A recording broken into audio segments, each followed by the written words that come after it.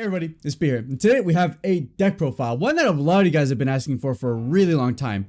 I know that it's a little bit jarring though because all the new stuff comes out, so I want to do coverage of the new stuff, you guys want to see me do coverage of the new stuff, but this was a deck profile that I did want to cover, and it already got pushed back a week because of the coverage stuff and because of the video I released on Friday and all that kind of jazz. So if I don't get this out now, between the R-Type 101s and the coverage of the new cards coming out, it's never coming out. So I might as well do this now and get it covered. And today we are covering Mono Red Bulma Burn. And this was played actually by Eric Solito against me in the 3-mana circuit tournament a couple of weeks back. So if you guys want to see any gameplay of that, the VODs are actually on my Twitch channel. Link will be in the description down below. And I do go live Tuesday, Wednesday, and Thursday, starting at 7 Eastern. And finally, like I said, this was a deck by Eric Solito, who was a top 16 performer at last year's Nationals. If you guys want to see his take on any decks from the future or any other content might be, he actually has a YouTube channel. So if you guys want to follow DBM, links to them will also be in the description down below. They make great content. They're a great group of players. So we'll jump right into the deck. Let's look at Mono Red Burn. So here's the deck, of course, and I think I'm getting a little tired of mentioning my description here. If you guys just want a deck list, listen to the description. But effectively, this gives you an idea of what we're looking at. We've got a lot of Earthling support, a decent amount of Saiyans because they double up as blockers. We're getting a lot of card draw. And there's a couple of cards here that kind of bring it all together that really burn the burn package together. And you have a little incidental synergies here between the Pilaf Gang package as well as some of the Bunny Girl stuff. So a lot of small synergies packed into the entire Earthling package to kind of bring all together this burn plan. If we look at the leader, Bulma, nothing new. All red and yellow Saiyans and Earthlings gain blocker, making her a very defensive-oriented leader. She gets to draw once per turn on her activate main. She has a 5k, and on the other side of 10k, as is typical of non-warrior Earthlings in this game. And on the other side, she draws 2. So she draws an insane amount of cards for free without really doing all that much extra. But besides that, there's not much there. But her draw ability and the ability to turn everything into blockers means that she can very easily push the game to go way later than a lot of other leaders.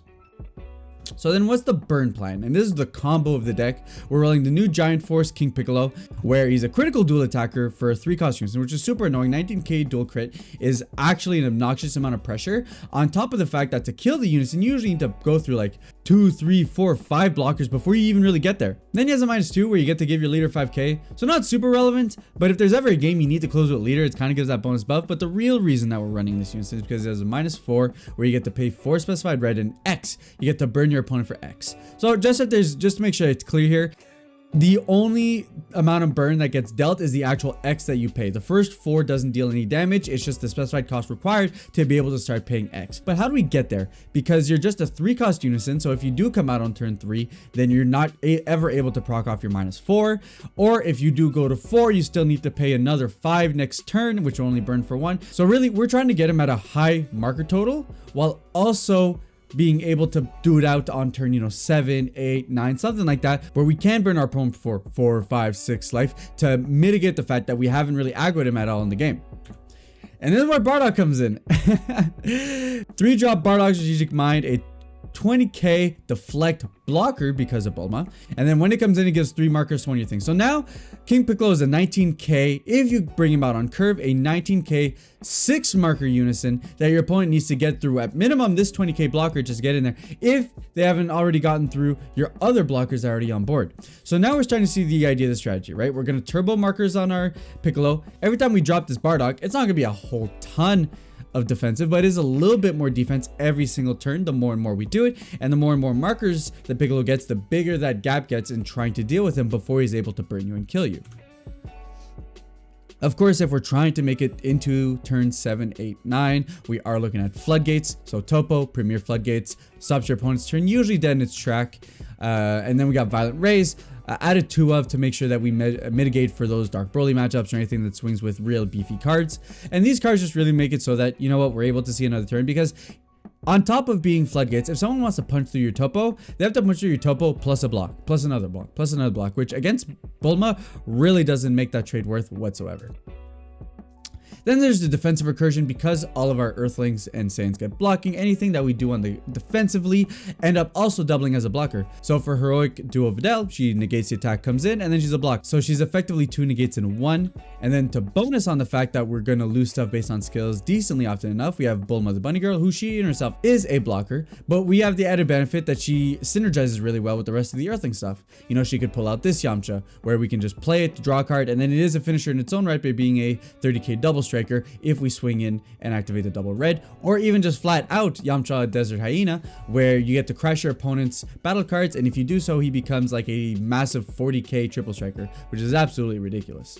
All of which are blockers, might I add, and all of which, you know, between heroic duo Videl, between Yamcha, if any of them lose by skill, you get to play this bunny girl and extend your plays even further. If we're looking at the Pilaf Gang, we have a lot of Pilaf Gang stuff just because, look, they're 1-drops that can draw us a card, and then on top of that, they become blockers. And if we're going to play cheap 1-drop blockers, why not do so in a way that draws us cards and sets up for some kind of combo? So between having the Pilaf, which switches up for a red unison, which obviously the silver bullet, no reason not to run her, just because you incidentally also hit on blue decks and not where she draws you a card. And then Shu, who is a counterplay for cheaper cards, and you might not hit, but I mean, at the end of the day, it might hit something. If not, at least it's a 1-drop. A bunch of things to be able to have great blockers on board that then combo into actually being able to extend into Pilaf Mysterine Ostrich form, which you get to pitch a Pilaf card and a Shu card to being able to bring him out, or even the Pilaf Machine Master Bot, which is a massive 25k triple attacker. All of this comes together just kind of for free. You want to play Earthlings anyways, you want to be able to extend your game plan, you want to be able to defend until the late game, and at least you accrue some advantage. And the benefit here is that all these cheap 1-drops are super cheap. The opportunity cost for what you can play on your turn is really lowered because these don't really take up that much space. And then you get the benefit of having extra extension cards if your burn plan isn't coming together. Triple attack also being a phenomenal way of being able to put that last couple of damage that you might need in there before burning out your opponent. If we continue on, we use more defense. Obviously, we have Super Combo. Nappa doubles as a Super Combo that you can use twice, as well as being a blocker because he is a Red Saiyan. We have SS Vegeta, again, a blocker that board wipes, gives your leader a bean, which is absolutely massive. Of course, we're running Unison, so we're running Yamcha, Merciless Barrage. No reason not to. Not only is it a counterplay, but in this deck, blocker, and you're just gonna see, right? Everything in this deck blocks. Everything really makes it so that your opponent really needs to fight to be able to punch through and actually deal damage to your Unison or straight up kill out the Bulma. Then we got the end game. How are we closing out the game if we're not doing it with the burn combo? Well, of course, we can run the Frieza SCR, board wipes, rips the card out of the opponent's hand. Doesn't have deflect, which is kind of tough, but outside of blue, that doesn't matter because nothing else really hits it to a point that matters. It can get rested, but at least then you still get the board wipe, and you probably still have a board of blockers to be able to mitigate. We are a go long deck, so we run Fu. We're gonna have stuff in our drop, tons of it, and when we have a really wide board, Fu is just a great way to be able to close out the game. Even all you got are a bunch of 15 and 20Ks that will plenty once you drop Fu. And finally, we do run 3 of the King Piccolo, the new ruler, the one that comes out for free. There's no reason not to run it. It's a free double striker. It's a free double striker. What else is there to say? And that's effectively the deck. A very defensive deck that makes it very tough for your opponent to actually punch in when they need to, and allowing you to set up for a really devastating combo play. King Piccolo just sitting on the board completely changes the way you're attacking the deck, because now you have to mitigate not only maybe trying to kill out the opponent, but knowing that you have a really lethal clock, that the longer the game goes on, the more and more likely it is that your opponent's just flat out going to be able to kill you via uninteractable burn damage, which is super tough. But with that said, that brings together Mono Red Bulma. I just want to give another shout out to Eric Salido for sharing the deck with me. Like I said, you guys should check out DBM if you guys want more of their content. They always build phenomenal decks. It's the same team who brought you guys Maidens at Nationals. So if you guys liked seeing that deck, they have tons more in their channel. And with that said, guys, what do you think of the deck? Do you guys want to run Mono Red Bulma Burn? I like it. I think the deck is sweet.